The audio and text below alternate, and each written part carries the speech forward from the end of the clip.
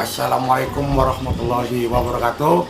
Saya biasa dipanggil Bang Bekmadi dari perguruan Cingkrik Sinan Silang Pukul yang berdomisili di Jakarta Barat, Tanjung Duren, Utara 1, Gang Alpukat 7.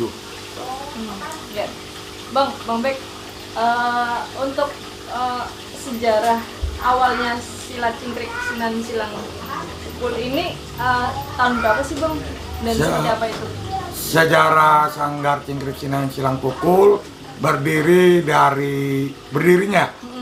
dari tahun 2005. Terbilang masih baru lah kita lah di dunia pelestari silat.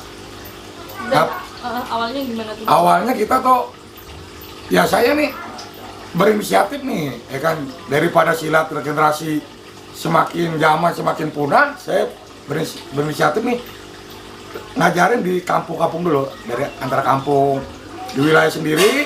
Sekiranya udah banyak anak-anak, kita kumpulin, yuk kita bikin bentuknya sanggar. Nah, namanya sanggar apa nih? Karena saya dulu pernah belajar, biarpun hanya sepintas beberapa latihan cingkrik, termasuk dari ngkong saya nih, dari almarhum bapak saya, ancang saya. Boleh disebut? Boleh. Almarhum Kong Simin Biniin. Dari bapak saya nih, orang biasa manggilnya Bang Jago tapi namanya Bang Somad. Kong Ali berdomisilinya di Duri Kepak nih. Dulu dia latihannya sama tukang apa namanya tuh kalau orang tukang laksa. Tuh, dulu tukang laksa jualan di Duri Kepak. Dia pada nekutin silat. Nah, engkong saya ikut terlibat tuh, engkong saya, encang saya dulu tuh. Bayarnya pun dulu kita pakai minyak tanah tuh. Tuh, kalau saya bayarnya pakai minyak tanah dia. Nah, turun temurun.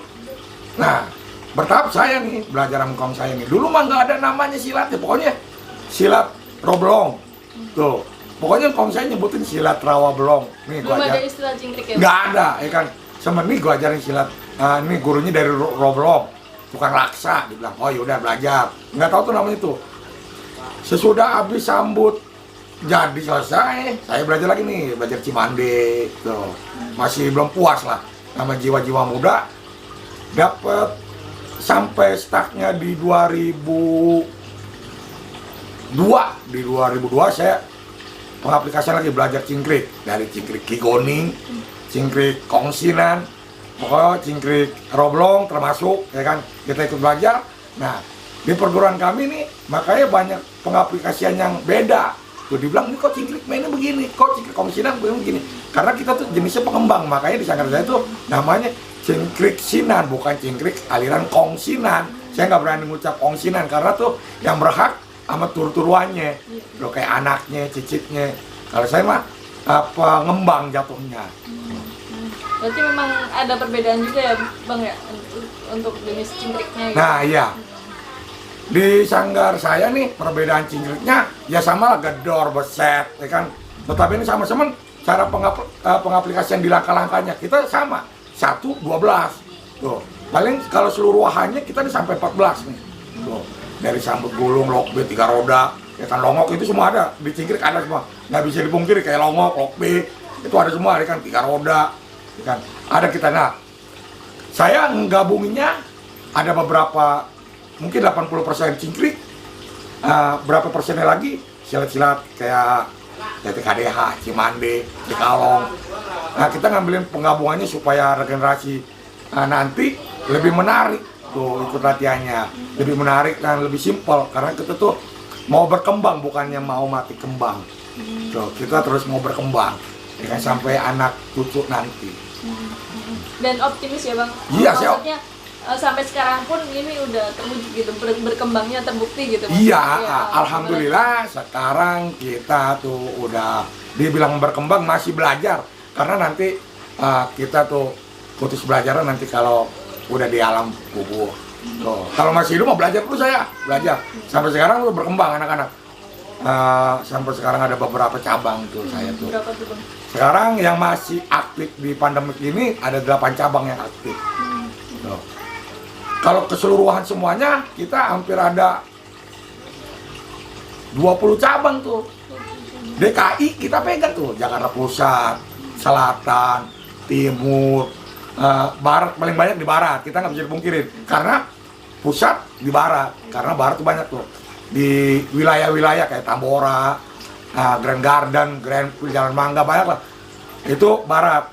Ya, kalau yang di pusat itu ada di Matraman, di selatan di Pancoran, iya Pancoran Menteng Dalam. Kalau di Cipinang, di timur Cipinang Muara, sampai Muara ke mana saya juga nggak tahu domisili jalan itu. Ada tuh daerah mau perbatasan antara Bekasi lah, maksudnya Cakung sono lah, saya nggak tahu, ada beberapa tuh. Dan termasuk ada beberapa yang privat. Tuh, privat alhamdulillah banyak. Tuh. Cuman yang privat ini notabene nggak mau ditunjukin. Tuh.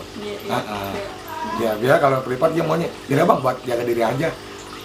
Nah di perguruan kami tuh yang menonjolnya, yang kelihatannya tuh seni bermain goloknya, ada pengaplikasiannya, bukan cuma muter-muter golok tapi nggak ada tekniknya. Kita ngajarin cara mana bila tajamnya, mana bila tumpulnya, nanti ada teknik-tekniknya tuh. Kita ajarin nggak mata-mata golok kita putar-putar, enggak, ada teknik-tekniknya dan atur-aturannya tuh, pengenalannya. Ada pakemnya. Nah, ini yang nggak dimiliki oleh sanggar-sanggar lain ya bang ya?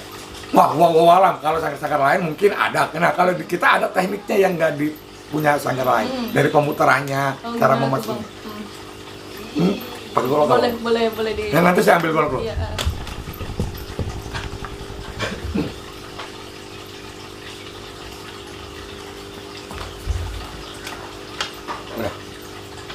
Nah, di pengaplikasian kita, kalau orang udah biasa megang golok, dia udah ngerti lah cara megangnya gimana, cara pengambilannya kemana. Dia tahu mana bila tajam, mana bila enggak.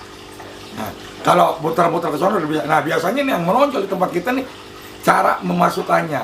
Tuh, antara ke belakang. Nih, saya pelan dia. Nah, biasanya kemari dia. Tuh. Itu, nah.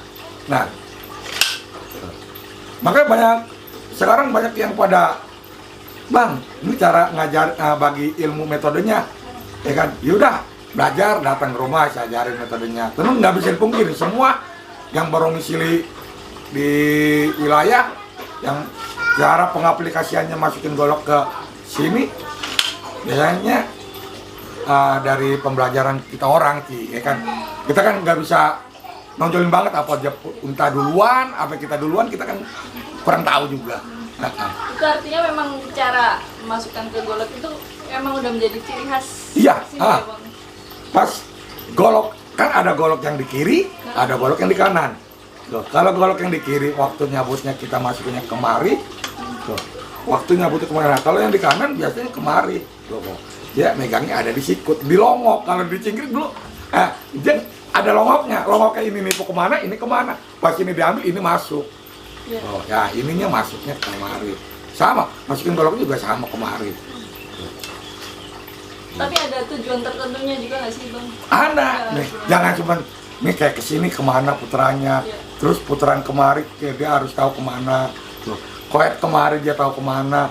Nah, bacok sini kan ada, kalau di ada bacok singkur, bacok ini kemana tusuk. Nah, gitu.